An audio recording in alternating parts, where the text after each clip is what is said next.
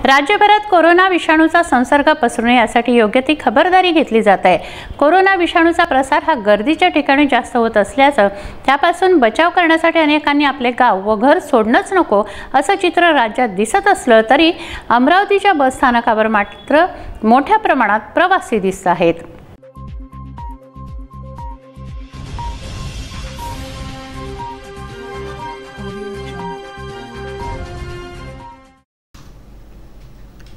राज्यभरात कोरोनाचा प्रादुर्भाव होऊ नये यासाठी शाळा, महाविद्यालय, मंदिरं बंद ठेवण्याचे आदेश देण्यात आले आहेत। यात्रा रद्द करण्यात आल्या आहेत, परंतु अमरावती बस स्थानकामध्ये मात्र गर्दी दिसते आहे।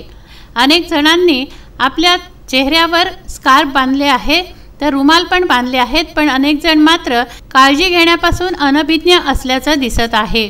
शाळा, महाविद्यालय बंद ठेवण्यात आल्याने प्रत्येकाची आपल्या घरी परतण्याची घाई सुरू आहे व त्यासाठी प्रवाशांनी बस स्थानकामध्ये गर्दी केली आहे। अशावेळी एसटी महामंडळाने या प्रवाशांना मज्जाव केला।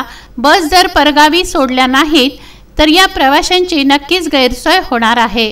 गरजेचं होतं, इथं एक फलकची आवश्यकता होती आणि लोकांना स्पीकर वगैरे चालूच आहे। इथं ह्या जाहिरात चालू आहे, ह्या न देता ते कोरोना व्हायरसबद्दल जर थोडीफार माहिती दिली असती तर लोकांच्या कानापर्यंत ते पडलं असतं आणि लोकांना माहिती द्यायला लागत होती, तुम्ही मास्क वापरा, त्यानंतर सॅनिटायझर वापरा। त्यानंतर एसटी महामंडळमध्ये अशी काहीच सुविधा नाही आहे आणि ड्रायव्हरलासुद्धा कंपल्सरी मास्क केलेला आहे, तरी आपण पाहता की इथं कोणत्याही ड्रायव्हरला मास्क वगैरे आहे नाही। आतापर्यंत मी रुमाल यूज करत होतो, पण ऊन असल्यामुळे मी माझा रुमाल काढलेला आहे। तर त्यामुळे आता तुम्ही गर्दी बघता, इथं आता कोणत्याच पद्धतीचं असं कोरोना व्हायरसबद्दल ना कोणता शिडकाव केला आहे। इथं आपण गंदगी पाहतच आहात आणि बाथरूममध्ये, वॉशरूममध्ये जर तुम्ही बघितलं तर वॉशरूमही आपल्याला एवढं स्वच्छ मिळणार नाही। परिस्थिती म्हणजे अशी आहे की आता या डेपोच्या मानाने इथं सुरक्षा वगैरे काहीच नाही कोरोनाच्याने, आणि इथं यांनी अशी सुरक्षा दिली। आपल्या साईडने डेपो जिथे शिवभोजन आहे, त्या शिवभोजनने ते सॅनिटायझर वापरलेले नाही आहे, तिथे हात धुवा लागते। कोरोना आता आपले गव्हर्नमेंट सांगत आहे कोरोना व्हायरस हात धुवा, आणि इथंच शिवभोजनसाठी इथे कोरोना व्हायरस हात धुण्यासाठी काही व्यवस्था केलेली नाही आहे।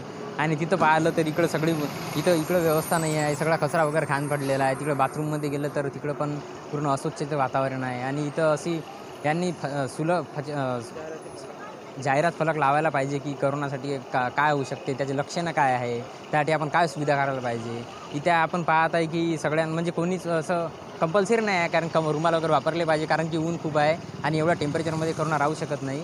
हे सगळ्यांना पण इथं सूचना वगैरे लावायला पाहिजे, फलक वगैरे लावायला पाहिजे की कोरोना ही लक्षणं वगैरे काय। आणि एसटी महामंडळाने सुद्धा याकडे लक्ष दिलं पाहिजे, असं नाही की गव्हर्नमेंटची काम आहे की त्या महामंडळाचं काम पण असते।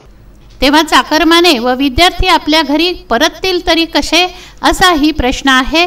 तर दुसरीकडे कोरोनाचा प्रादुर्भाव होण्याचीही शक्यता बळावते आहे। मोहम्मद शफीक, विदर्भ न्यूज, अमरावती।